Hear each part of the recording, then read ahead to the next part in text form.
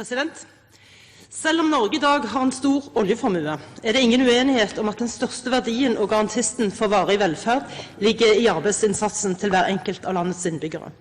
For oss som enkeltindivider det en trygghet å kunne ha en jobb å gå til. En lønn som sikrer at vi kan betale våre regninger og derigjennom gi familiene våre en trygghet. Jobb til hver enkelt av oss gir skatteinntekter til stat og kommuner som finansierer skoler, sykehus, veier og andre velferdsgoder. Skatteinntekter som gjør at samfunnet kan ha gode sikkerhetsnett til de av oss som av ulike grunner ikke kan være en del av arbeidslivet I kortere eller lengre perioder. Dette et samfunn og en velferdsstat som Høyre ønsker både å sikre og videreutvikle. Vi stolt over å medvirke til en utvikling og et samfunn som andre land ønsker å lære av.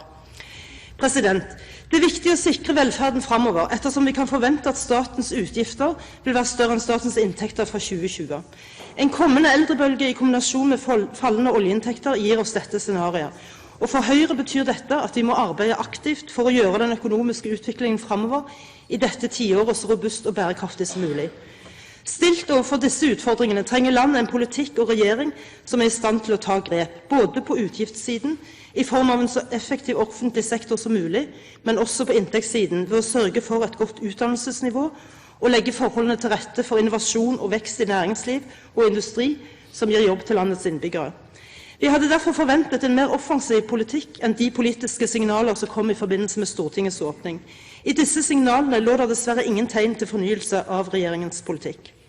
Jeg lyttet til trontalen og til de ulike stortingsmeldinger og lovendringsforslag som ble varslet for dette stortingsåret. Jeg hørte hva som ble varslet skulle komme, men jeg merket meg også at det ikke ble nevnt arbeidet med en kommende petroleumsmelding som olje- og energiministeren tidligere varslet at skulle komme rundt årsskiftet, eventuelt tidlig vår 2011. Jeg håper at dette ikke et signal om at petroleumsmeldingen ytterligere utsatt. Det nå om lag 7 år siden Stortinget sist hadde anledning til å diskutere visjoner, mål og strategier for landets desidert viktigste næring. I 2009 stod denne næringen for om lag en tredjedel av statens inntekter gjennom skatter, avgifter og direkte eierandeler, og hver fjerde investeringskrone kom innenfor denne sektoren. Over 200 000 mennesker bosatt I nær alle landets kommuner arbeider direkte eller indirekte I denne næringen.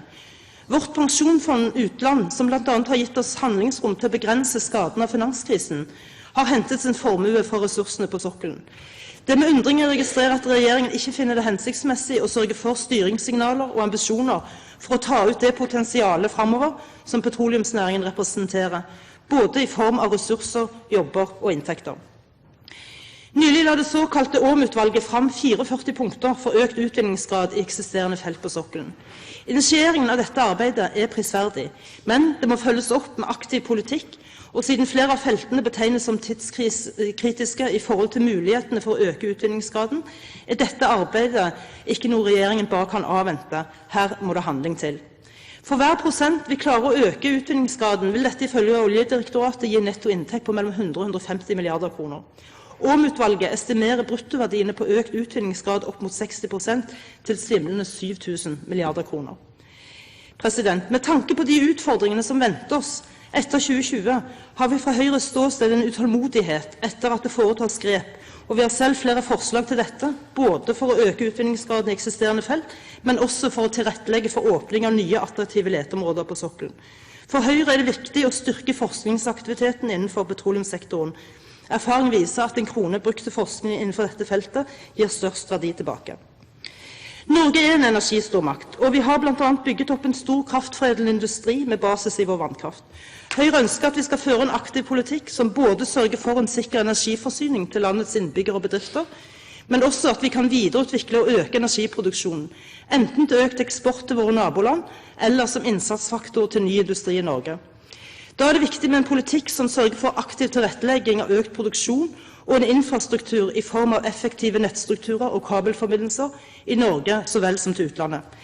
Innenfor energiområdet kan vi fra Høyres side beklage den sendrektighet som regjeringen har vist, både når det gjelder fremdrift I etablering av et felles grønt sertifikatmarked med Sverige, forhandlingene med EU om fornybardirektivet, stadige utsettelser av innføring av avanserte strømmålesystemer som vil gitt mulighet for energieffektivisering. Norge faktisk det eneste landet I EU som ennå ikke har satt seg mål for energieffektivisering. Og ikke minst det en alt for lang saksbehandlingstid på konsesjonssøknader om ny produksjon. Vi har oppfordret olje- og energiminister til en gjennomgang av disse sakene gjentatte ganger.